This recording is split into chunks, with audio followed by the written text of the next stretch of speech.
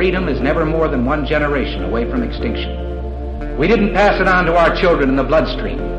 The only way they can inherit the freedom we have known is if we fight for it, protect it, defend it, and then hand it to them with the well-taught lessons of how they in their lifetime must do the same. And if you and I don't do this, then you and I may well spend our sunset years telling our children and our children's children what it once was like in America when men were free.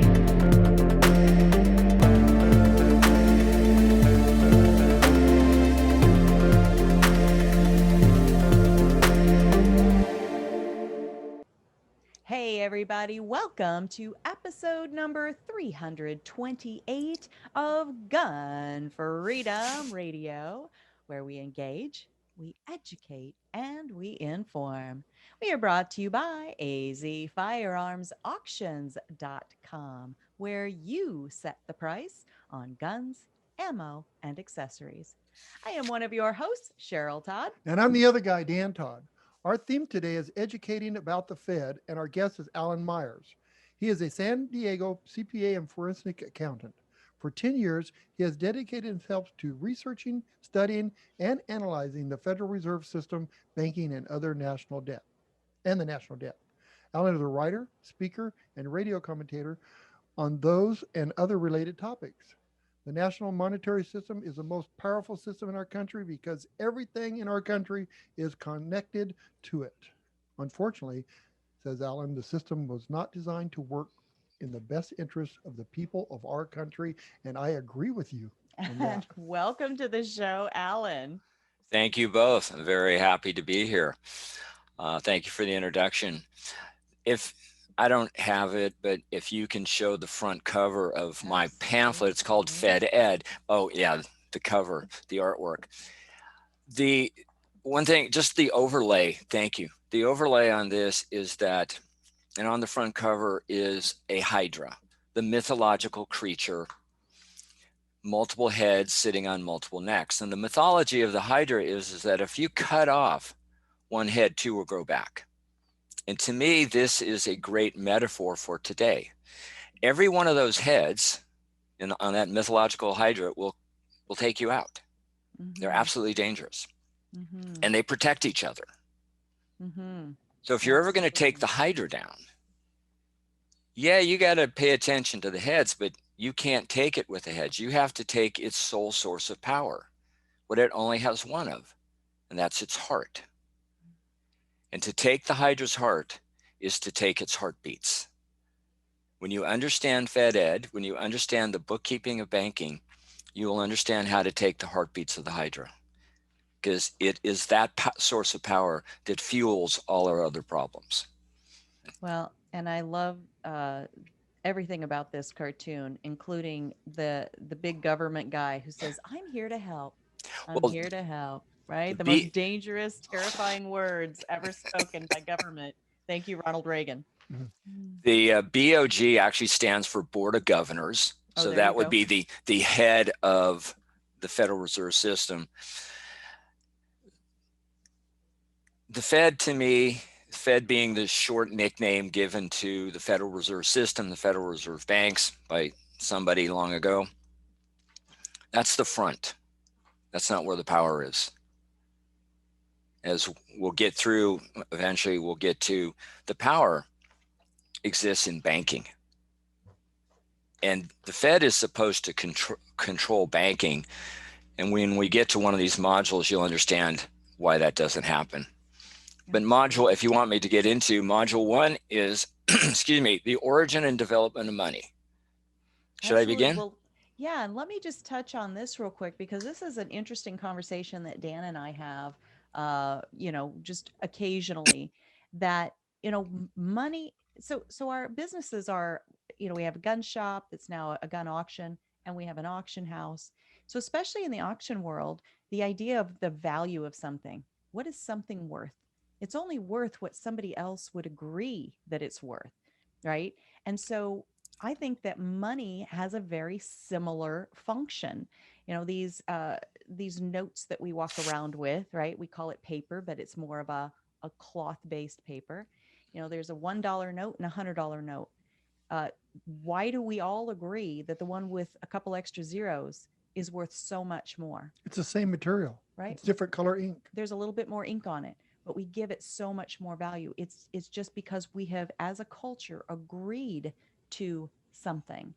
And from there, I do want you to just launch and talk to us more from an educated person's mind about, really the origin and development and the what is money. Okay.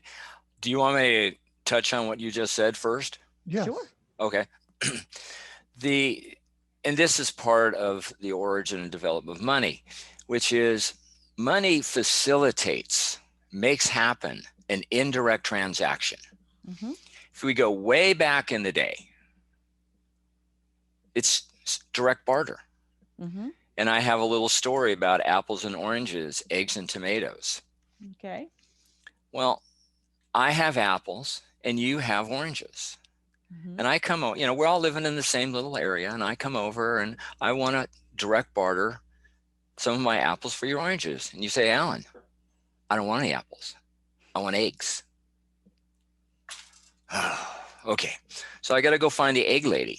Mm-hmm. The egg lady doesn't want any apples. She wants tomatoes. And the whole time I have to keep track of the exchange ratio here. Mm-hmm. So I find the person who has tomatoes who will take my apples. I get the tomatoes, I go to the egg lady, I get the eggs, and then I have to worry about dropping them on the way to you. Mm-hmm. And the whole time I'm having to keep track of the exchange ratio. And is all this time and effort worth it? Maybe I should just sit there and eat my apples. Human beings figured out this does not work very, very well. This is just doesn't work. This is dumb. Mm-hmm.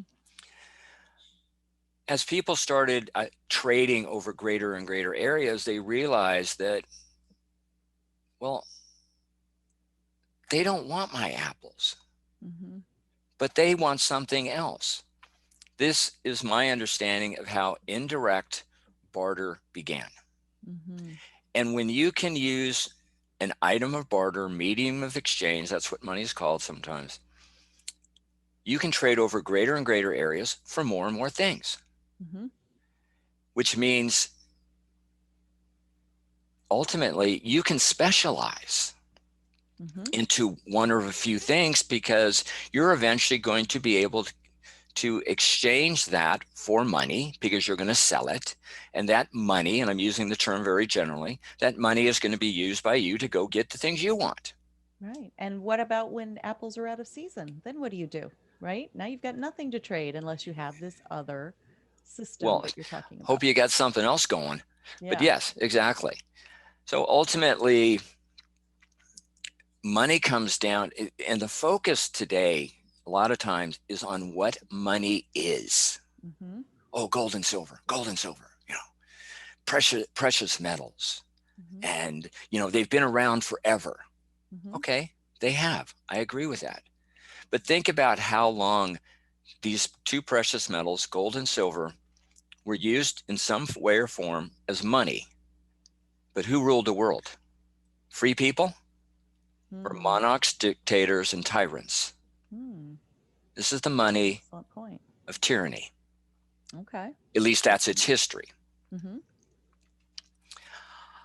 So for me, I'm not really tied to gold and silver that way, because it's all about what it is, not what it does. I care about what money does. Money facilitates the indirect transaction. If it gets the job done, it's done. Yeah. That's what I care about. Okay. And we're going to get into the characteristics of money in another module. Ultimately, one of the big takeaways of this is, who created money? Did banks create money? Did governments create money? Or did people create, develop, and mature the concept of indirect transactions? I think it's the last one. I think it's the people. Okay. And this is the reason I feel this is important, is because it belongs to us, Mm-hmm. the people. And the power over money has been taken from us. Mm-hmm. It's another thing that we have abdicated to some higher authority, or so we think or we say. And again, it's like, why do we always think that we have to abdicate to some, centralized governmental type of entity for something to make sense, or truly have value? It's so strange to me. Yeah, we've been educated to allow governments to get bigger and bigger. Mm-hmm. Back to value. Mm-hmm. And yeah, we call it paper, Federal Reserve notes. It's 75% cotton, 25% linen, so it would make a really nice shirt. The reason that a bill with 1 on it versus a bill with 100 on it has 100 times more value or purchasing power is because you had to do 100 times more work to get it. I mean, again, it's the medium of exchange. Mm-hmm. Now, I forgot to do this, and I won't in the future. All my modules, which are the first 15, one page, one topic, they all open with a quote, and I like to read the quote. Mm-hmm. And it goes this way. Money, is the most important subject intellectual persons can investigate and reflect upon. It is so important that our present civilization may collapse unless it is widely understood and its defects remedied very soon. This came from Robert H. Hemphill, credit manager, Federal Reserve Bank of Atlanta, 1936. Okay, this is a guy who was in there. Mm-hmm. Pun intended, belly of the beast. And he's saying, this is the most important subject intellectual persons can investigate and reflect upon. And do we? I'm going to leave that answer up to you. I think So that no.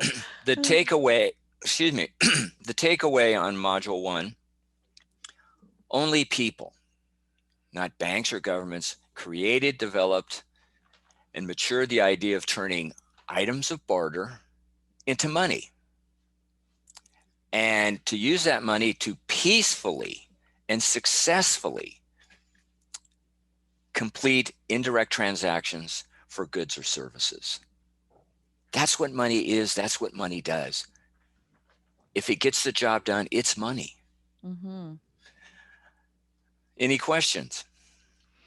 On this, I think you've covered it beautifully, and I love how we are going through this as modules, as a learning session, because usually when we have a guest like yourself who is taking us into an area where we're maybe mentally uncomfortable, or we just don't usually spend a lot of time there, the listeners and the viewers, surely they're going to start arguing in their heads with us, right?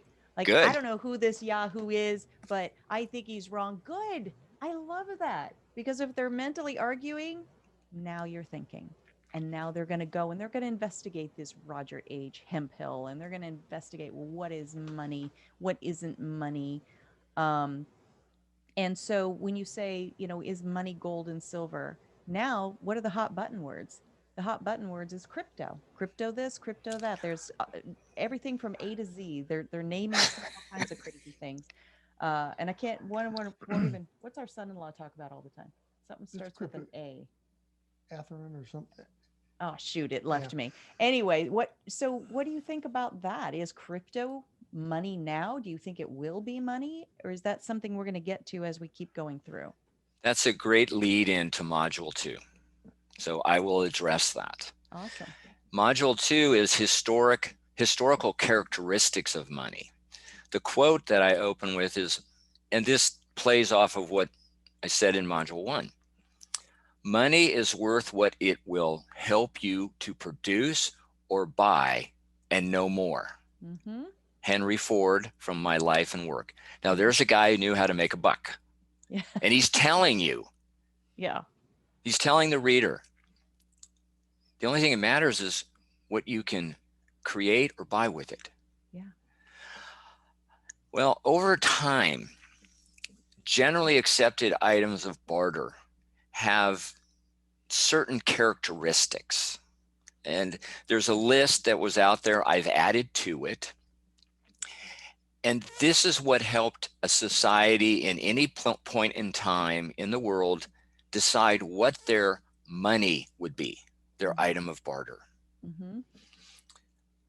First of all, I'll tell you the characteristic and then describe it and we'll go on. Mm-hmm. Transportable. As I say, if you can't lug it to market, it ain't going to do you much good. So No. you need to be able to move it. I can't trade my elephant. Well, if you can lug it, You can. or ride it. It's going to be a tough sale.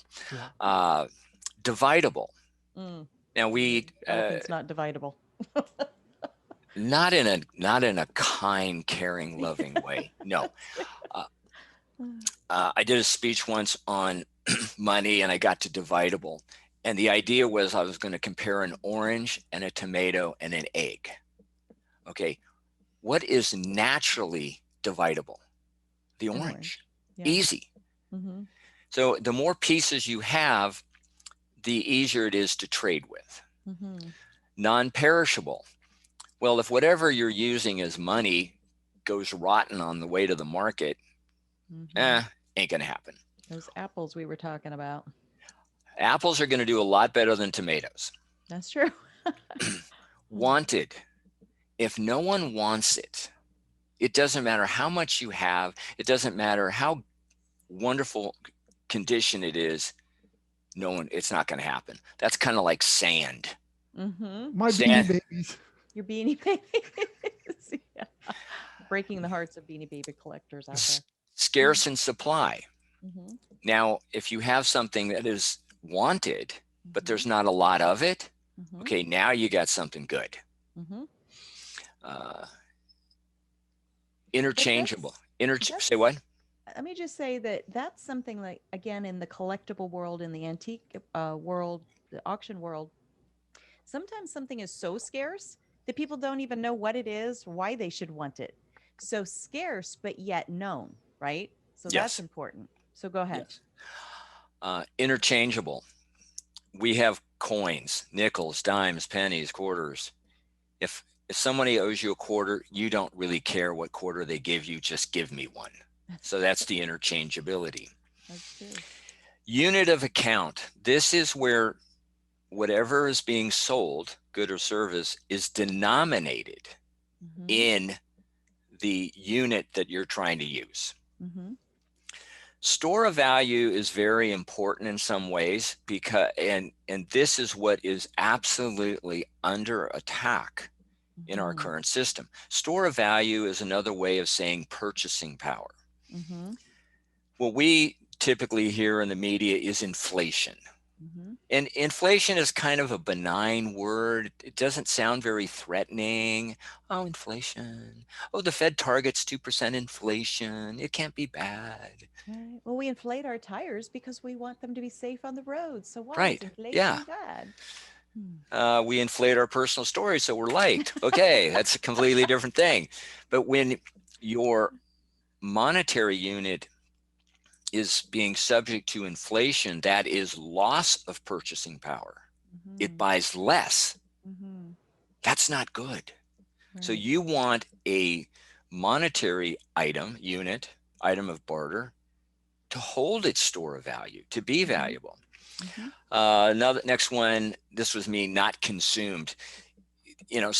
Back to the apples and oranges. Well, yeah, you could eat your money or you could trade with it, but it doesn't have to be consumable to be a good form of money. Mm-hmm. These are the ones I added. Legal Mhm. tender status. Now, I put this in because there's a misconception about what legal tender status really means. Mm-hmm. And it says on the bills, doesn't say on the coins, good for all debts, public and private. So it's legal tender status. Oh, wonderful. This is wonderful. Mm-hmm. You go to the US Treasury and you find out there's no statute that requires you to accept. Mm. It has legal tender status, but in a way, it doesn't mean what our understanding of legal tender status is not what it really means. Yeah, it can be used, but it doesn't have to be accepted. Hmm. And that's why if you happen to go to a convenience store after midnight and they got the sign up, nothing bigger than a 20 or nothing bigger than a 10, that's why they can do it. Okay. They're not compelled by law to accept. Yeah. Has a physical counterpart. I'll use this at the end. No, Okay. well, actually, 11 and 12 go together. Has a physical counterpart. Now, most money that people have is electronic digits in some account somewhere. Mm-hmm. They don't have that much compared to the physical amount of money, cash and coin. Their electronic digit money is much greater in supply, but at least there's a physical counterpart. Cryptos and all the others, they have no physical counterpart. This to me is an absolute flaw in the system. Okay. Ease of use. Okay, you go into a store and you give them a 20, a 10, whatever. Okay, this is easy squeezy. You want to use Bitcoin, for example? And here's the problem with no physical counterpart.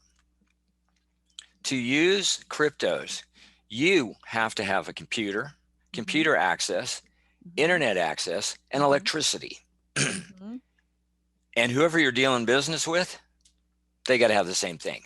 And the savvy to even understand what the heck it is. We're getting to that part. Okay.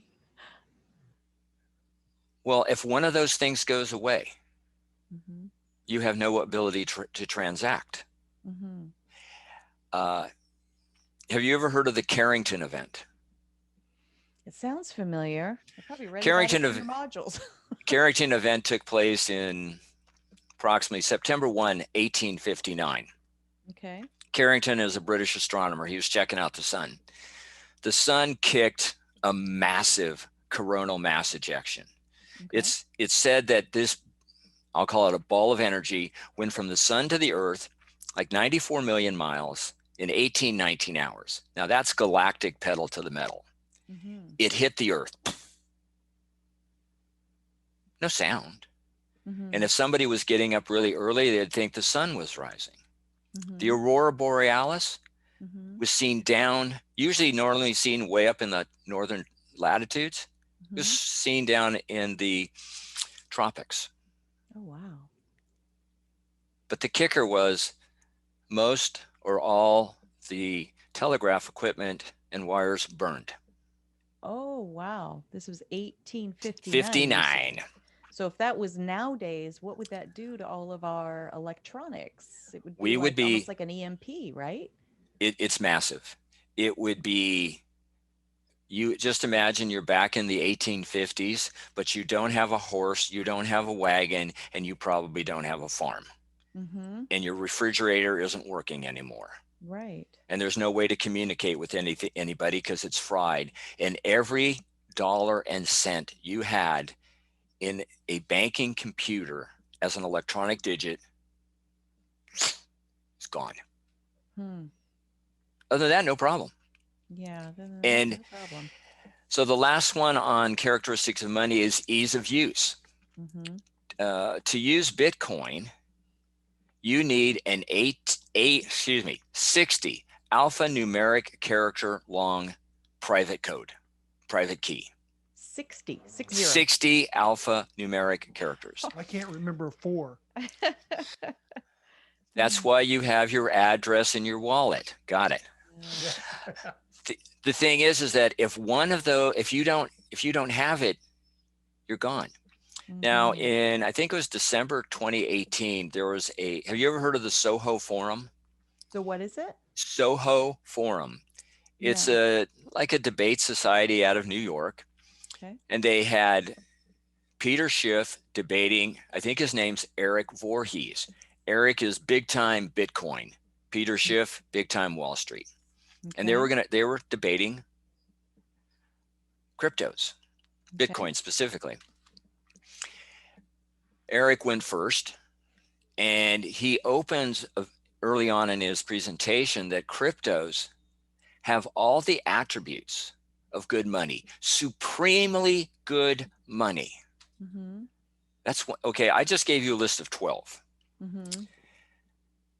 Peter Schiff could have taken him down at the knees in the first minute by saying, because Eric never mentioned what the characteristics of good money or supremely good money are. Mm-hmm. Never mentioned them. Well, if you go through that list, cryptos has less than half. Okay.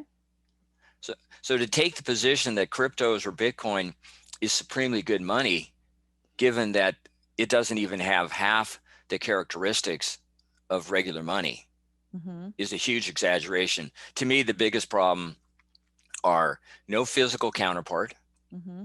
which we talked about. It's not easy to use.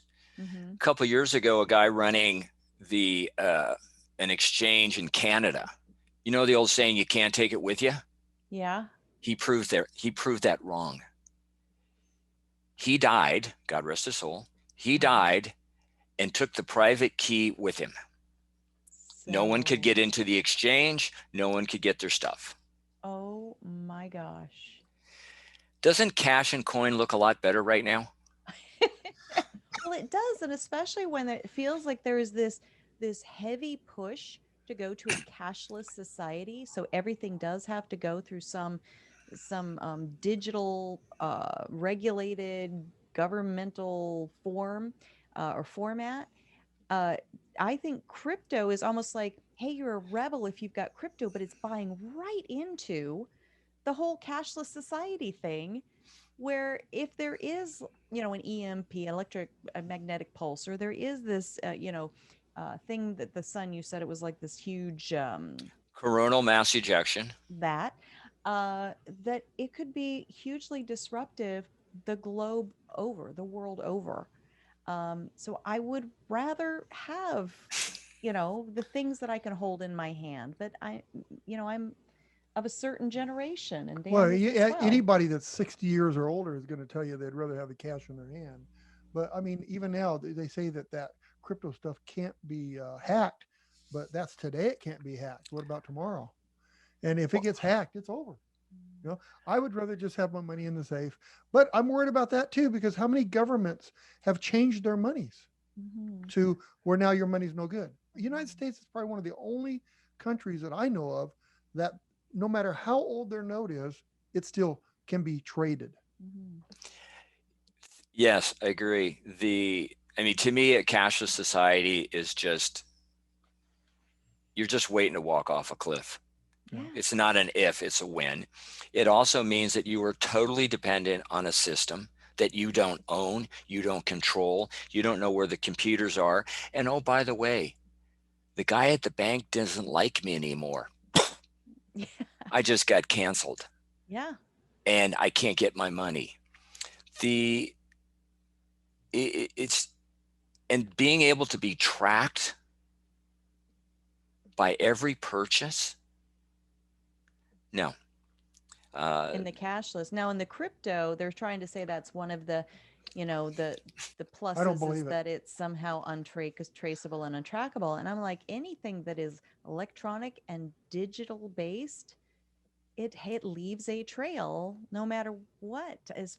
But I'm, maybe somebody that has a bigger brain or a better education than I do in how computers work could prove me wrong. But I don't think there's any way to be anonymous if you're on a digital system. Let's say, just for the argument, you have total anonymity with cryptos. Okay, fine, great. Do you have total vulnerability because you have no physical counterpart? Yes. Even Eric Voorhees admitted during the debate that, well, if you lose your private key, you're host. Yeah. Okay, 60 alphanumeric characters you have to always remember. Yeah. So you have no physical counterpart. It's not easy to use. You could get locked out. You could lose access because of one of multiple things. But here's the kicker. Isn't Bitcoin valued in dollars?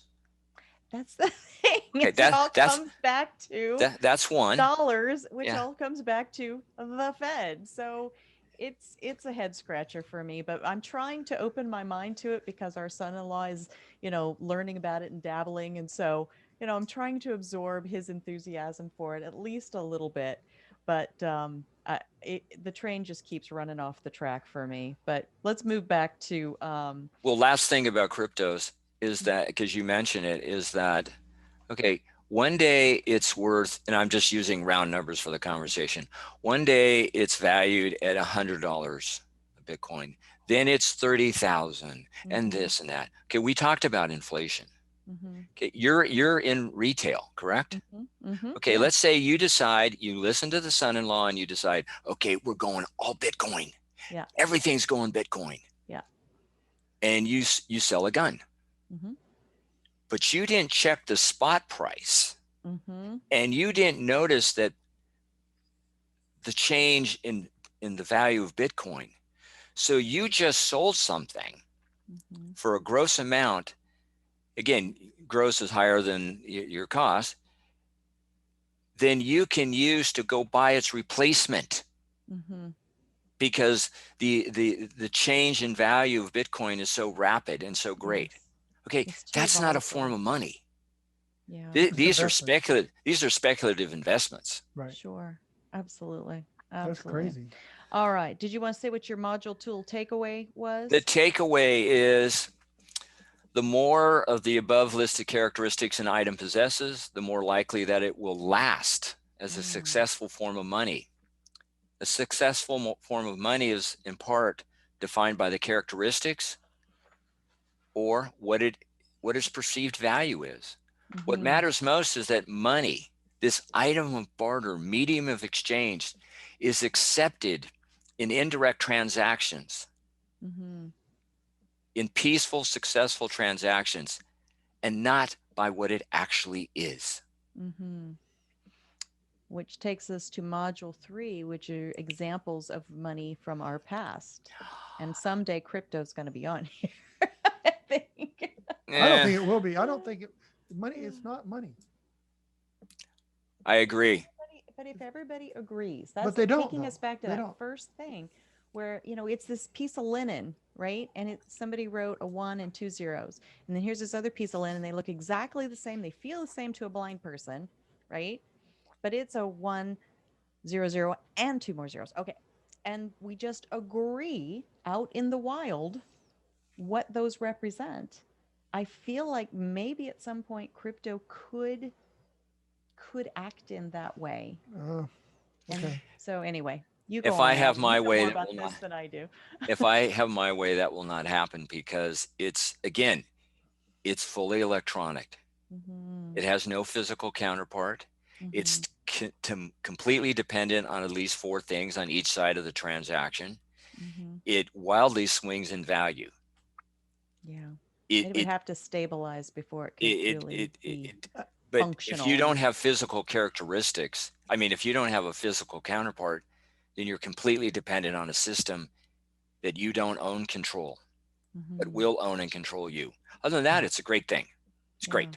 Yeah. Well, Alan, I don't believe in anything that, so, even our dollar bill right now, back in the day when, a dollar was worth 1 ounce of silver, or a part of silver, when they took Nixon, that took that away from us, that's when a dollar really isn't a dollar anymore. It's said to be a dollar. I'm the old school guy. If you're going to have 5,000 cryptos on the market, you better have something that's worth 5,000 times that.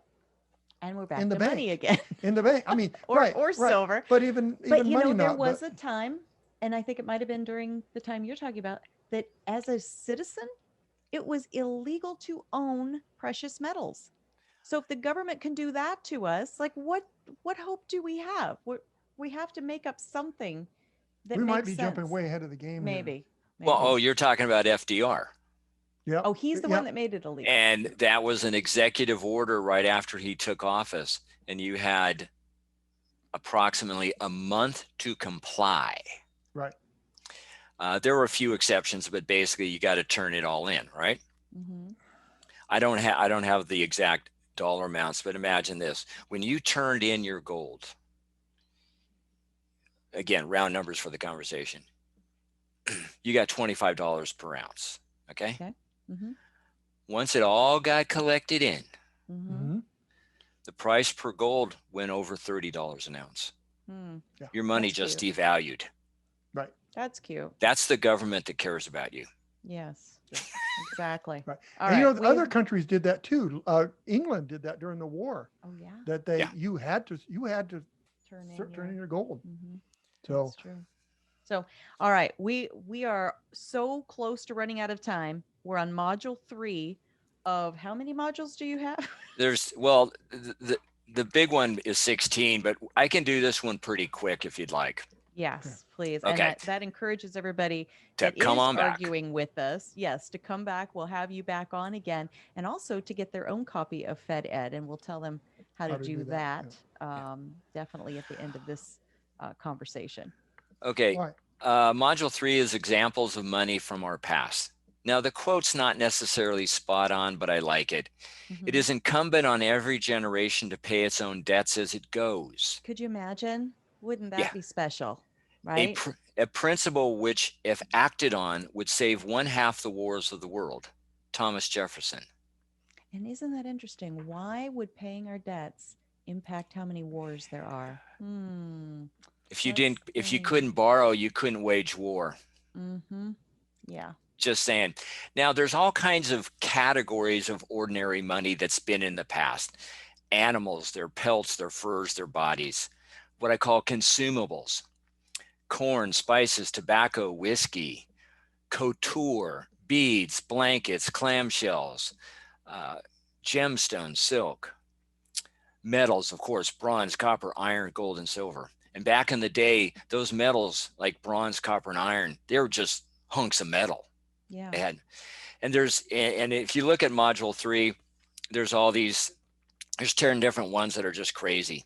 But the one I want to talk about is the Incas. The Incas had one heck of a civilization way back in the day, and they literally had tons of gold and silver. Just ask the Spanish. They were very happy about that. Well, the Incas had special terms for their gold and silver. Gold was referred to as sweat of the sun. Silver was referred to as tears of the moon. I believe that because they held these metals in such high esteem and they gave them such terms, pun intended, they would never debase these metals by using them in commerce, which they didn't.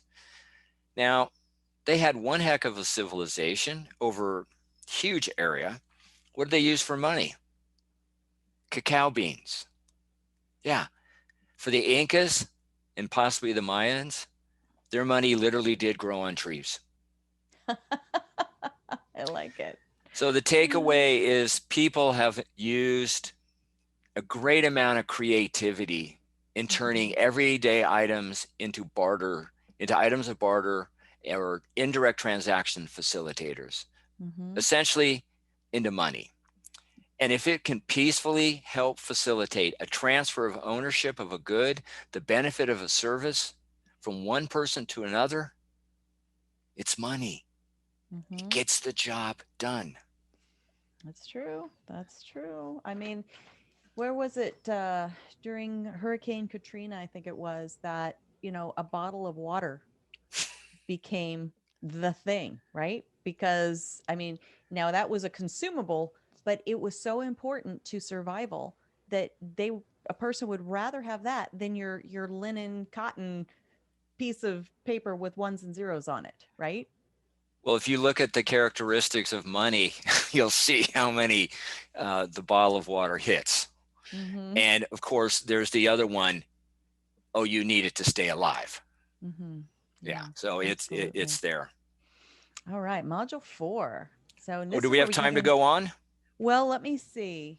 You know what? We really should probably do some wrap up conversation and then leave people wanting to come back and find out what the heck is M1 money and what isn't M1 money, and on through your booklet here. Because this is truly an education. And what led me to you was I had just started reading The Creature from Jekyll Island, and mentioned it to a mutual friend that we have who's been a guest on our show. And he said, "Oh my gosh, I know who you need to talk to." you need to talk to Alan Myers. And that's how this whole conversation started. And so that's also to encourage people. If you haven't read The Creature from Jekyll Island, do it. It sounds like like 20 Leagues Under the Sea. That isn't what it is. And you weren't the author, but you very greatly revere the author. The author is Mr. G. Edward Griffin. I've known him for 8 years now. I originally met him. I read the book.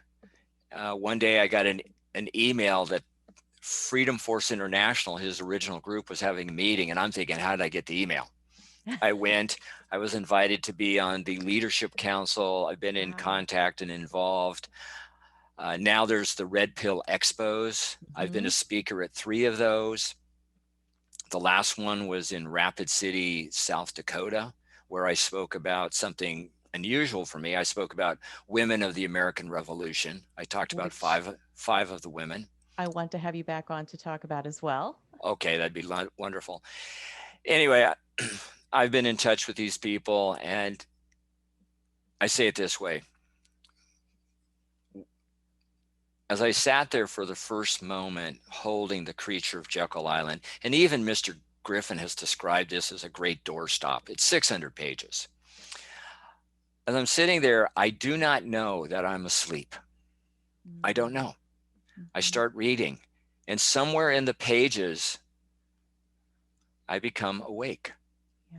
I realize there's something I need to know. I complete the book. I do more study, and being the forensic accountant that I am, I look at absolute details, and that's how I came to my understanding. And the Fed Ed, the pamphlet, this isn't economics. This isn't Wall Street. This is basic, simple, easy squeezy reading, non-technical. And I've shared what I've done with several CPAs, because I'm thinking, okay, Alan, you're a whack. You're you need to go. You need to go talk to people who aren't like you. And I've given my work to like 5 different CPAs. They all come back with, I didn't know. Right. None of this was in our education. And when you get to the journal entries, there's no arguing with them. There's just no arguing with them. But it's the reason I take 15 modules to get there is there's all this background information that just is not in the general knowledge, which is a shame. And it's not because people can't handle it. We're not told that this is important. And it's absolutely important because it's our monetary system. It so is. I mean, what do we do all day, right? We trade our most finite resource, our time, for this thing that we recognize as money. So it is that important. We are trading our daily moments and lives for this so that we will have that bartering power for the other things that we want and need. And yet we treat it with such carelessness to even fully understand what it is, how it functions, how this thing called the Fed uses it, right? And the power that it wields to impact our individual lives. I am still in midway through The Creature from Jekyll Island, but all I can feel like is we are cattle. We are milk cattle. And every once in a while they reach out and they, milk some, Okay. and, we really are. And every once in a while, maybe we need to go to slaughter or something. I really feel like we are just being used like barnyard animals by this creature called the Fed. And it will set your hair on fire once you start reading it. And if Mr. Griffin is only a quarter right about what he's saying, it should still set our hair on fire. Oh, he's a lot more than a quarter. Just so people understand, the creature from Jekyll Island, I think he played off. We know about, the Jekyll from the fiction. Well, Jekyll Island is actually an island off the coast of Georgia. Mm-hmm. And back in the day, in 1910, this is where the millionaires hung out. Mm-hmm. And and if you ever want to talk about this one, we can talk about it. One of the attendees wrote a little pamphlet and it got serialized in the Saturday Evening Post. It's called From Farm Boy to Financier. Mm-hmm. He was there. Mm-hmm. And he talks about what went down and how everybody went there incognito, in disguise. And when they were on the island, they didn't use their real names and they switched out all the help. So all the help was new. And this was absolutely a clandestine meeting of top banking people from the US and from, I do believe, Germany and England. It's a fascinating story, and none of this was done for our benefit. No. I know that comes as a surprise. I know. I'm here from the government and I'm here to help. No, stop helping me. Yeah, exactly. Get out of the way and let me help myself. Thank you very much. That's why the Constitution, I know people have come into the habit of interpreting the Constitution. The Constitution is to be read and understood, not interpreted. That's why the Constitutional Convention was 4 months of verbal warfare. These people went at it to such a point that Franklin finally said, "We need to go across the street and pray on this," because they were really going at it. To me, the Constitution is a great compromise. And what was the federal government given? Specific enumerated powers. And no more. And it had two general functions. One was to speak for the 13 states as a single voice dealing with the rest of the world. And the other was to deal with interstate, 2 or more state squabbles. Other than that, nothing. Right. And if anybody wants to argue that, I suggest you go look at the 10th Amendment. Because the 10th Amendment tells you, if it ain't in the Constitution, and it isn't forbidden by the Constitution, it belongs to the states and or the people. Absolutely. There's no implied powers. Absolutely. All right. Well, we have got to wrap. There's so much more to talk about. We're definitely going to have you back on. Please tell folks how they can learn more from you, follow the work you're doing, get their own copy of this awesome booklet. Thank you. Fed Ed. If you're interested in the website, it's FedEd, FEDED.us. And there you can go, and for $7, no, I did not round down to $6.99. For $7, you can actually help me and get a pamphlet. On Saturdays, I am on live radio. Probably easier to listen to it on the web. It's KMET 1490 AM. That's Saturdays, West Coast time, 1 to 3 p.m. It's Constitution Radio, run by my friend Douglas V. Gibbs. Sometimes I'm usually there as a guest. Sometimes I'm guest hosting. And then on Sundays, I'm on Patriot Soapbox. I have a program 5 to 7 p.m. West Coast time called For the Republic. Awesome. Fantastic. And you said one more time, FedEd.us. Yeah, FEDED.us. We use the phrase, we are the gold standard of monetary system education.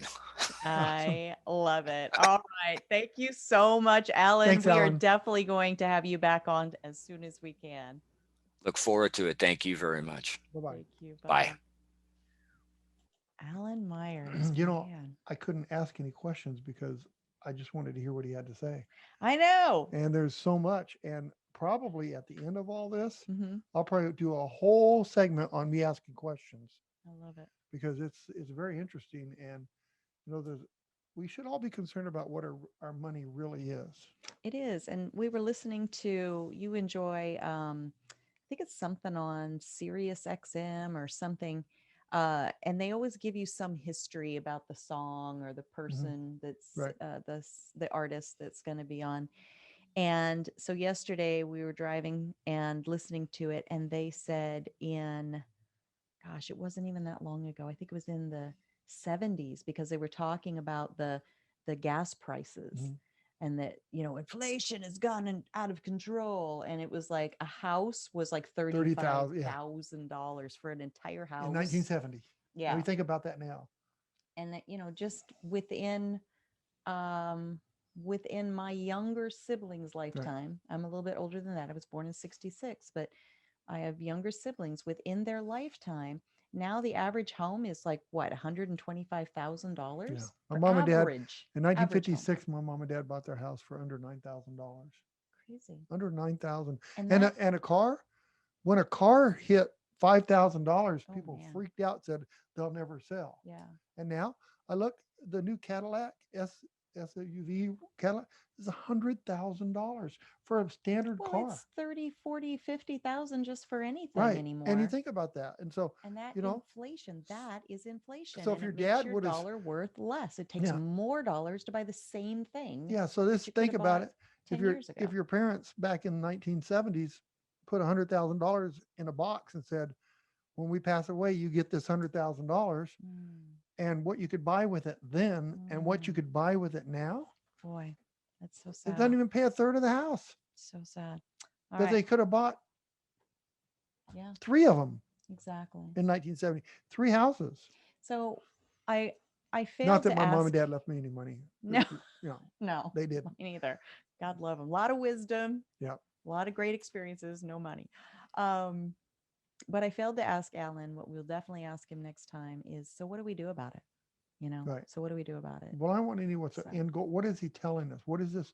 I have not read the book yet. Yeah, if you don't know what money is, it's just like our Constitution. If you don't know what the Constitution says, then you can't really care. Yeah. And so if somebody comes along and tells you, oh no, the Second Amendment doesn't say that it's okay to have AR-15s, all you're going to do is nod and smile and go, oh, I didn't know that. But the Second Amendment doesn't say anything about what kind of arms. And just it didn't said say arms. even if arms are become something in the future that we don't even know as they're okay to have. Exactly. you know. So, all right, we got to blast we out of get it. here. What are we going to do until next time, Dan? Man, we gotta pray for the feds, I guess. We gotta pray for our nation.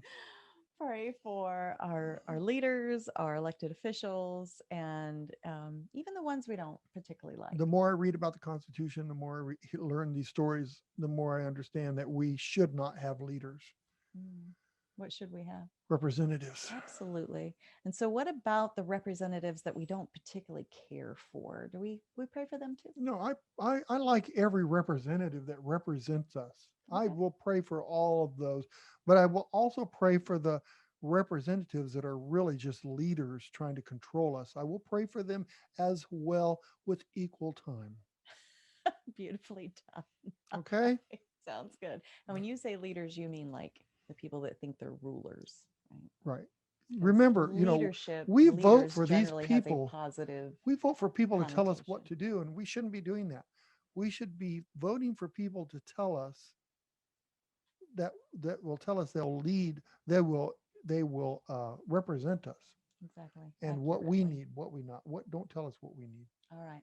Okay, I confused that one, And then, but I'm confused then- today too. so until next time, be What? good to each other. Have a great week, and God bless. Bye bye.